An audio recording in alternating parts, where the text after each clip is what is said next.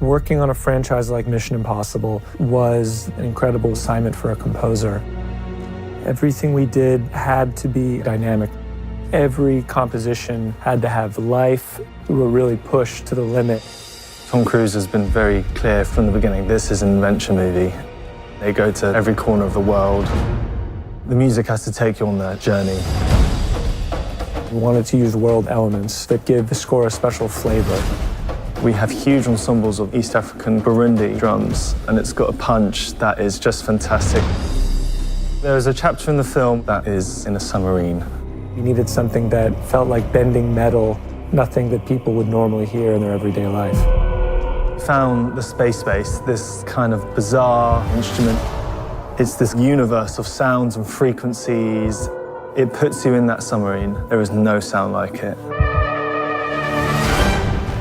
The Mission Impossible theme is ingrained in the minds of film lovers across the world.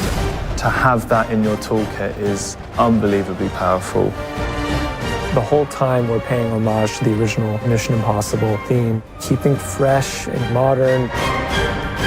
For a composer, just to be held to that standard, it's an honor.